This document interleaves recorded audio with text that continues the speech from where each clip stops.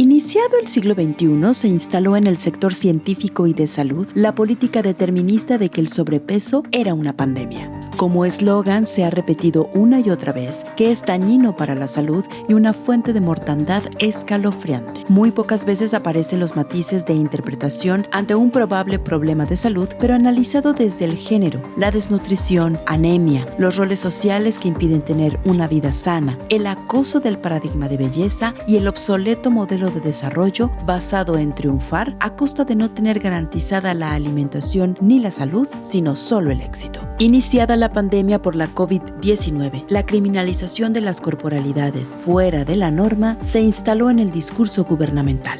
Tener una campaña mundial contra la obesidad, pues al final a mí me suena más a que es una campaña eugenésica contra las corporalidades no hegemónicas, ¿no? Y que, o sea, es bien complejo, pero, o sea, bueno, poco a poco hemos trabajado, ¿no? Un poco para desmentir esto que un cuerpo gordo no es igual a un cuerpo enfermo. Una cosa que justo me acuerdo que dije era como es que les da más miedo salir de la pandemia gordos que muertos, pues. O sea, porque era el estigma que yo veía a mi alrededor, ¿no? O sea, como toda la gente tiene miedo a que por estar sedentarios estos meses van a engordar. Siento que salí del closet gordo hace apenas como 3 años, ¿no? Y esto para mí significa tomar y habitar un cuerpo que es mío, que siempre fue mío, pero que nunca me di cuenta, ¿no? Y que siempre era un cuerpo esperando a ser otro cuerpo, ¿no? O sea, mi vida siempre estuvo como determinada a esperar que la delgadez llegara.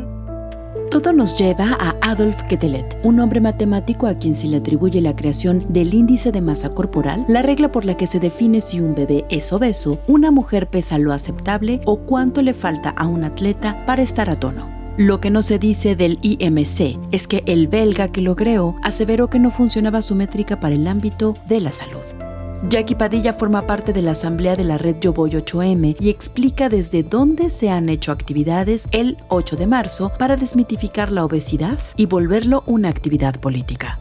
Reconocerse como gorda no es algo fácil, es todo un proceso y también es algo que vas trabajando toda la vida, ¿no? No es un día que simplemente despiertas y dices, ay, pues ya está, ¿no? Soy gorda, ¿no? Sino que es un proceso bien complejo también porque pues prácticamente todo el mundo te está diciendo que estás mal, ¿no? O sea, que tu existencia, o sea, que tú no deberías existir, que todo lo que te enseñaron que no debería ser, eres, ¿no? Entonces, ¿cómo vas cargando también con eso? Y para empezar, o sea, el trabajo a reconocerte como gorda ya es un trabajal, ¿no? Que puede llevarte toda la vida, literal. Y justo la importancia de abordarlo desde espacios de resistencia y lucha, pues es cómo estamos reivindicando y cómo estamos buscando la libertad, nuestros derechos, etcétera, cómo estamos buscando una vida libre de violencia si no empezamos por nuestros cuerpos. La avergonzada, la que se cubría, la barrigona jodida, esa que siempre le querían cerrar la boca, la chancha, la lechona, la obesa, la bola de grasa, aceitosa, ballena. Instalado el terror y la información a cuentagotas sobre la pandemia, se afirmaba en las instancias de salud de todos los niveles de gobierno que las personas con obesidad eran el foco principal de muerte por el virus. Las comorbilidades, sin hablar de sus razones, fueron motivo de encerrar a piedra y lodo al personal de dependencias gubernamentales haciendo trabajo en casa. Gorda. Según la Real Academia de la Lengua, es un adjetivo que se refiere de abundantes carnes, muy abultada y corpulenta, que excede el grosor corriente de su clase, muy grande, fuera de lo corriente, lo ordinario. Nunca se dice insalubre. Yo creo que para cualquier persona gorda ir al doctor es horrible, porque tú entras por una gripa y sales con una dieta, ¿no? Ya no es lo mismo ahorita que hace algunos años, por varias cosas. Creo que por la misma, o sea, que digamos, este tema ya está más en boga y también porque yo ya no me dejo igual, ¿no? O sea, como que, de hecho yo he pasado por varios procesos quirúrgicos en estos últimos años, y he ido por la salud pública, entonces que también eso es un rollo, pero la he podido sortear justo porque ya tengo más herramientas y porque ya no dejo que pasen la línea que no quiero. O sea, cuando ya me siento ofendida o que ya me siento que están, pues sí, es un ataque, pues ya más bien detengo el ataque y entonces, o sea, eso pues, o sea, hago que pues que la gente se dé cuenta que yo tengo un límite que no voy a permitir que lo cruces, pues. Pero es muy fácil desde el lado de, pues, el personal de la salud cruzar el límite, porque justo el estigma está en la salud, ¿no? O sea, yo entro a un consultorio médico y antes de que sepan cualquier cosa de mí, me ven como una persona enferma, solo porque estoy gorda, pues. Y eso es un problema porque entonces no permiten que me traten como como la enfermedad que tengo, sino que primero tengo que quitarte el peso para luego ya poder tratarte. Nombrarse gorda para estas y muchas otras mujeres ha sido un brinco cuántico político que se logró a través de lecturas y análisis feminista, pero sobre todo con cuidados colectivos. Dejemos estas exigencias perfeccionistas para las muñequitas heterocapitalistas que no quieren despertar, no quieren ser ellas, no quieren pensar. Justo el otro día leí un artículo que decía que México tiene como el, 70% de población con sobrepeso, ¿no? Y dice, ay, sí, pues no sé qué, pero en realidad no estamos diciendo que también tiene las peores tasas de salario mínimo, los tiempos más no sé qué, que el gap de clases es demasiado alto, ¿no? La pobreza es extrema. O sea, en realidad el problema es que la gente es gorda, pero no te estás dando cuenta de todos los otros factores que están ahí que socialmente impiden que la sociedad tenga unos mejores hábitos, ¿no? Entonces, o sea, como que el problema pues se vuelve como justo algo muy superficial. Y es eso, como mucha gente que me critica o que critica la lucha, pues siempre es así como, no debemos de normalizar la obesidad porque, o sea, bueno, siempre van por la salud, pero luego también van mucho por la belleza, pues, ¿no? Y es como, no tiene que ver con eso, solo déjenme vivir. Quiero vivir y tener derecho a ser como cualquier otra persona. No te sentiste hermosa, pero estás orgullosa de vestirte como... Más adelante conoceremos más del movimiento contra la gordofobia y de opiniones de una nutrióloga que les devuelve la razón. Estas exigencias perfeccionistas.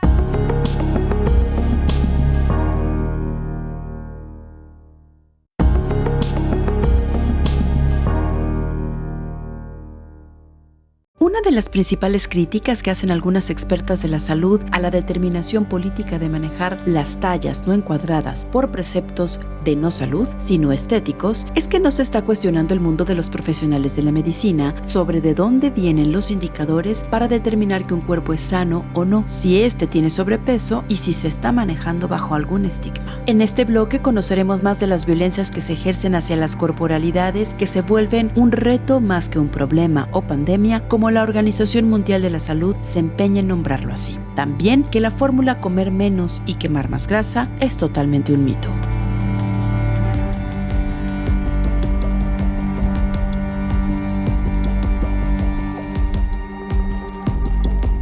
Ser una persona gorda es completamente ir en contra del sistema, ¿no? Y eso es maravilloso si lo entiendes desde esa forma, ¿no? Desde esa postura de decir, bueno, no necesito, además tu hegemonía en la moda, ¿no? O tu hegemonía en los espacios, o tu hegemonía en la cantidad de personas de peso que se puede meter a un elevador, ¿no? O sea, el sistema está hecho así, ¿no? Con estructuras muy específicas de decir, esta persona debe pesar entre esto y esto no más, ¿no? Entonces, ser una persona gorda es ir en contra del sistema y además es habitarlo desde ahí y desde comprenderlo desde ahí lo vuelve eso, ¿no? Como un decir, no necesito esto, voy en contra del sistema y represento a mi cuerpo así, ¿no? Y además que tiene que ver con algo que siento que el sistema oprime desde ese lado para deprimir también los cuerpos, ¿no? Según la Encuesta Nacional de Salud y Nutrición de 2018, la más actualizada antes de la pandemia, indica que en su mayoría son hombres los que pueden hacer hasta 5 horas diarias de ejercitación frente a la mayoría de las mujeres que solo hace 1 hora y media por día. Aunque la encuesta no lo analiza, esos indicadores responden a los roles de género que establecen rutinas a los hombres donde pueden tener más tiempo libre para cultivar su físico que las mujeres. Si a eso le sumamos la generación de cortisona por estrés, las fórmulas médicas solo ven que ellas se salen de la norma, pero sin revisar caso por caso. ¿Entonces estar gorda significa estar enferma? Desde que entendí que mi cuerpo era gordo, tengo más cuidado con él, ¿no? Porque luego hay esta situación de que no, es que es cosa de salud. O sea, ¿no? Como yo me hago exámenes cada determinado tiempo y mi cuerpo está perfecto, ¿no? O sea, mi cuerpo materno, una niña de 4 años, trabaja tantas horas, camina de un lado a otro, hace teatro, ¿no? Entonces, ese tema también como que justo desde que habitas tu cuerpo te haces responsable también de él y de los que están al lado de ti y entonces cuidas más tu cuerpo, ¿no? Que nada tiene que ver con bajar de peso, que nada tiene que ver con buscar, ¿no? Esa delgadez, sino con habitarlo, cuidarlo y protegerlo de un montón de cosas que el sistema está ahí, ¿no? O sea, que son mucho más violentas.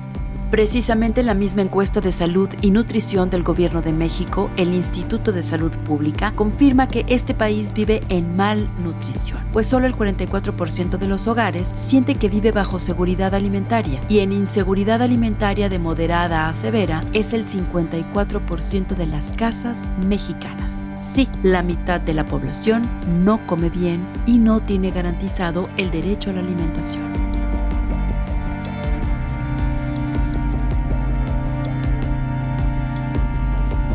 Nadia González es nutrióloga que da acompañamiento a personas, pero no centrada en el enfoque del peso. Explica por qué la fórmula para reducir obesidad está equivocada totalmente.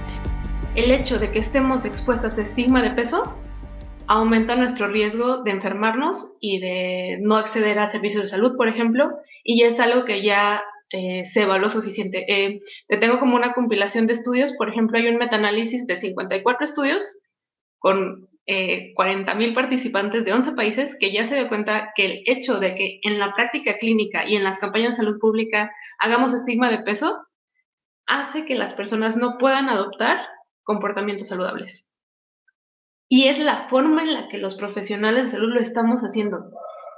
Es decir, sí tiene que ver, pero no como creíamos. Al contrario, es la iatrogenia que estamos haciendo, o sea, el daño que le estamos haciendo a las personas diciéndoles que ser gorda es malo, que ser gorda es sinónimo de mala salud. Creo que lo que mencionaba que es muy importante reconocer es que el problema no es que te salgas de los márgenes, el problema es cómo reacciona el mundo a esa idea de que hay márgenes y cómo trata a las personas a partir de esa idea.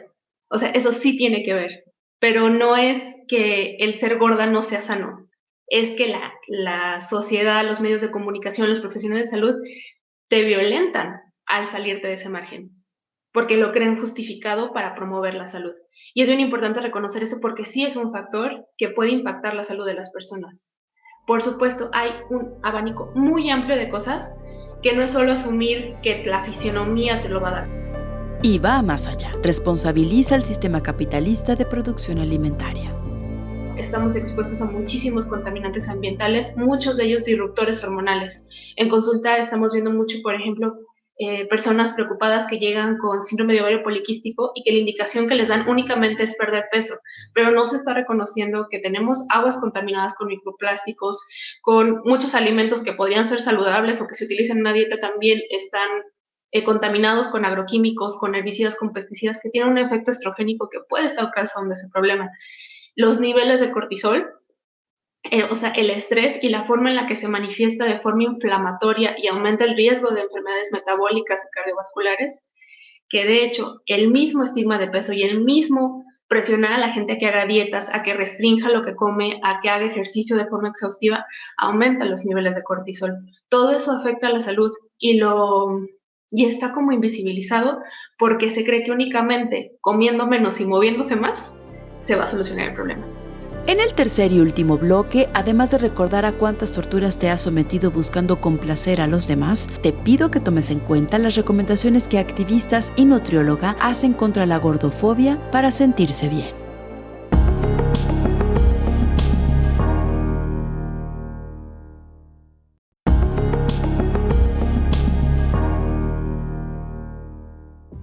Ya te conté que la gordofobia se trata de violencia sistémica, que la denominan racismo por estandarizar la crítica y estigma corporal como política. También que en todo caso, si hay una razón para estar bajo riesgo de salud, no es por comer mucho y ejercitarse poco, sino por el sistema de nutrición, el estilo de vida precarizado y que nos han enseñado a no conocer mejor nuestro cuerpo, sino confiar solo en la ciencia que usa el método de Quetelet, creado hace 3 siglos para indicar masa corporal. Jackie Padilla, activista contra la gordofobia, es sumamente crítica a la práctica clínica avalada por la sociedad, que incluso somete a menores de edad a la práctica de dietas y tratamientos que dañan el cuerpo con medicamentos que enriquecen, como se ha documentado en estudios académicos, a la delincuencia organizada.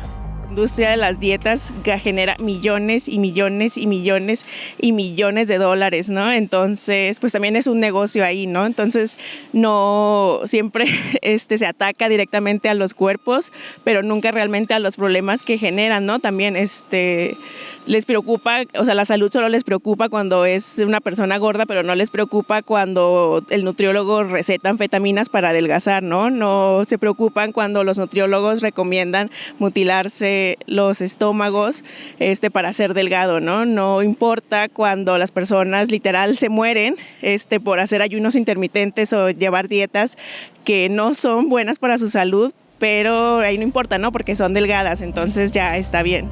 A Jackie Padilla y el movimiento feminista, la nutrióloga Nadia González les devuelve la razón que intuitivamente han ido nombrando como violencias y están implicadas acciones ilegales.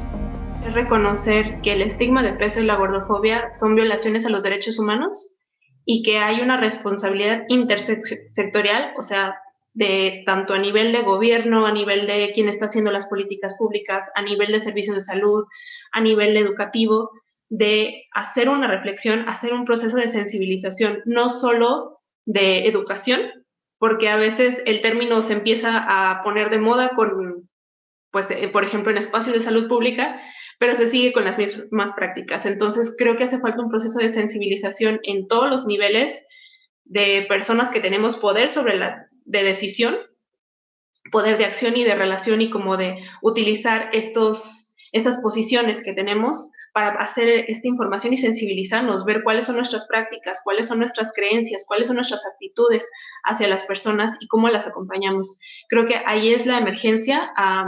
Se habla mucho de la epidemia de obesidad, pero en realidad el problema es la gordofobia.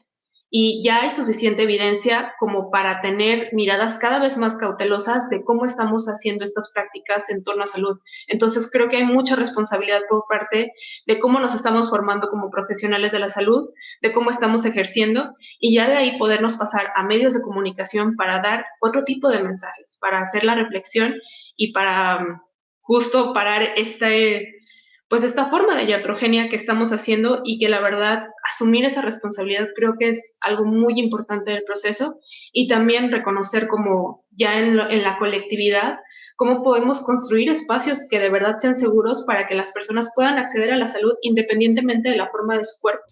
La misma nutrióloga habla de los mitos de cómo se trata hoy en día la obesidad y pide poner atención a la iatrogenia que se provoca para dejar de caer en esos errores.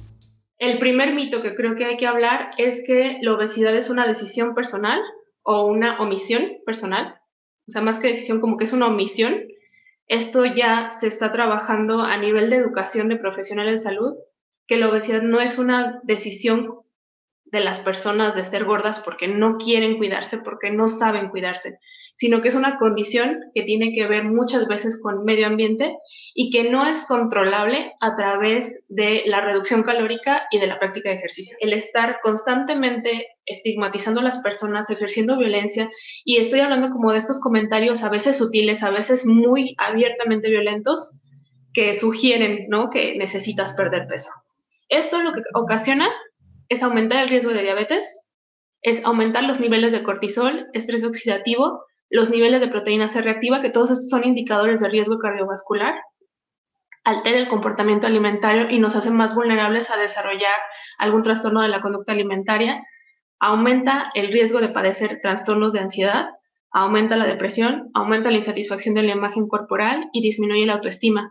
Y esto lo que lleva es que las personas cada vez se acerquen menos a espacios que podrían a los que podrían y deberían poder acceder sin tener miedo de estas violencias.